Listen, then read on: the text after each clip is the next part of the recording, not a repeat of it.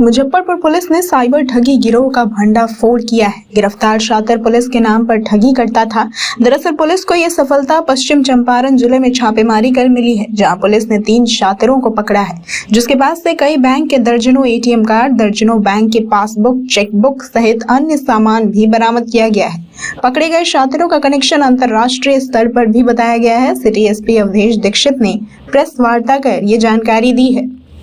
Sir rolling बताएं sir, आज का क्या कुछ उपलब्धि है? पिछले कुछ महीनों में मुजफ्फरपुर ज़िले के साइबर पुलिस स्टेशन के द्वारा लगातार जितनी भी साइबर फ्रॉड की कंप्लेंट्स आ रही हैं उनको एक्टिवली परस्यू किया जा रहा है और उनके साथ टेक्निकल इन्वेस्टिगेशन के बेसिस पे और मैनुअल इंटेलिजेंस के बेसिस पे बहुत सारी गैंग्स हैं जिनको इनके द्वारा हम लोग के द्वारा डिटेक्ट किया गया है। उसी क्रम में एक और गैंग का पर्दाफाश किया गया है और ये गैंग जो पिछले हफ्ते एक गैंग पकड़ी गई थी मोतिहारी और साहिबगंज से, जिसमें कुछ व्यक्तियों के द्वारा एक फ्रॉड कॉल करके जिसमें अपने आप को पुलिस ऑफिसर या फिर पुलिस लोकल स्थानीय पुलिस थाने से बता करके और उनके किसी करीबी को ये चीज़ बोल करके कि वो पुलिस के कब्जे में बोल करके उनसे पैसा मांगा जा रहा था, फिर ठगी की जा रही थी, साइबर फ्रॉड किया जा रहा था। इसी तरह की एक और गैंग है जो बेतिया के जौकटिया गांव से चलती है और इस गैंग का मोडस ऑपरेंडी रहता है कि वो एक किसी व्यक्ति को कॉल करते हैं और कॉल करके बोलते हैं कि आपके द्वारा आपके बच्चे ने रेप किया है या फिर कि कोई अपराध किया है और पुलिस के कब्जे में है, और पीछे से एक व्यक्ति चिल्ला रहा होता है और वो उस तरह से एक माहौल क्रिएट करने की कोशिश करते हैं कि सही में वो बच्चा पुलिस की कस्टडी में है और उससे फिर पैसा ठग लेते हैं और ठगने के बाद में ये चीज़ रियलाइज़ होती है कि वो ठगी का शिकार हो चुके हैं। इसी तरह की एक कंप्लेन हम लोग के पास में 29/3/2024 को साइबर थाने में रजिस्टर की गई थी। इसमें एफआईआर दर्ज करते हुए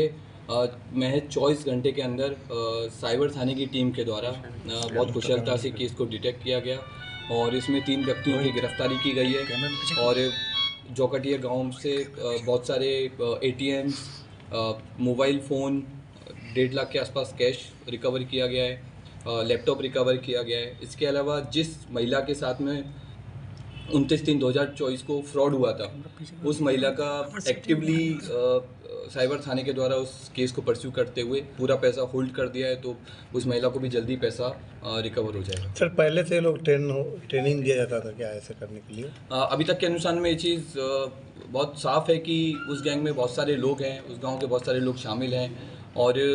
काफ़ी टाइम से वो लोग ये चीज़ कर रहे हैं और सिर्फ मुजफ्फरपुर ही नहीं, देश के बाकी जगह भी बहुत सारे लोग हैं जो उन लोगों के साइबर ठगी का शिकार हुए हैं। ये चीज़ हम लोग के अनुसंधान में अभी आई है और बाकी आगे चल के भी ये चीज़ें और क्लियर होंगी कि कौन कौन लोग हैं जो अभी तक उनकी इनके द्वारा ठगी का शिकार किए जाते हैं। पुलिस के नाम पर ही ठगते थे कि और किसी नाम? इसमें गैंग बहुत बड़ी है इनकी, लेकिन अभी हमारा अनुसंधान चल रहा है। अनुसंधान में ये सारी चीज़ क्लियर हो जाएगी कि कितने अकाउंट्स यूज़ हुए हैं, किस तरह से लोग सिम यूज़ करते थे, कितनी गैंग शामिल थे और जिन लोगों को हमने पकड़ा है उन्होंने भी बहुत लोगों के नाम बताए हैं, तो उन सब लोगों के बाद छापेमारी की जाएगी तो इसमें और लोगों के नाम सामने आएंगे। इनके गैंग सर बांग्लादेश भी काम करते हैं जो ये चीज़ अभी हम लोग नहीं बताएंगे कि बांग्लादेश से कर रहे थे कौन, लेकिन हाँ विदेशी कुछ ना कुछ इसमें मतलब दूसरे देशों से भी गैंग को ऑपरेट किया जा रहा था। कौन से देश से किया जा रहा था वो हम इसको रिवील नहीं कर सर, इससे पहले भी एक पुलिस बनकर जो अपराधी की साइबर फ्रॉड का घटना कर रहे थे, इससे भी उनका संबंध है क्या? अभी तक हमें इन दोनों गैंग्स में कोई ऐसा रिलेशन सामने आया नहीं है, लेकिन हो सकता है कि कोई रिलेशन हो तो वो आगे के अनुसंधान। लेकिन दोनों का तरीका सेम है तो हो सकता है आगे के अनुसंधान में कुछ ना कुछ रिकवर्स में सर क्या है? रिकवरी मैं आपको ऑलरेडी बता चुका हूँ कि हमारे पास में मैं आपको एग्जैक्ट बता देता हूँ, 1,33,000 हम लोग के पास नगद रिकवर हुआ है, एक लैपटॉप है, अलग अलग बैंकों की 7 पासबुक है, चेकबुक हमें मिली है, ATM कार्ड की नई फ्रेश किट मिली है, क्योंकि इन लोगों के द्वारा कुछ लोगों को कन्विंस किया जाता था और कई लोगों से ATM कार्ड और सिम को ख़रीदा जाता था 3500 से 3,000 रुपये के बीच में। तो कुछ लोग थे जो ATM खरीदते थे, सिम खरीदते थे और ख़रीदने के बाद कुछ लोग थे जो उस सिम को किसी जो फ्रॉडस्टर्स हैं जो कॉल करते थे उनको भी लोग बेचते थे। विदेशी करेंसी भी है इसमें शामिल क्या?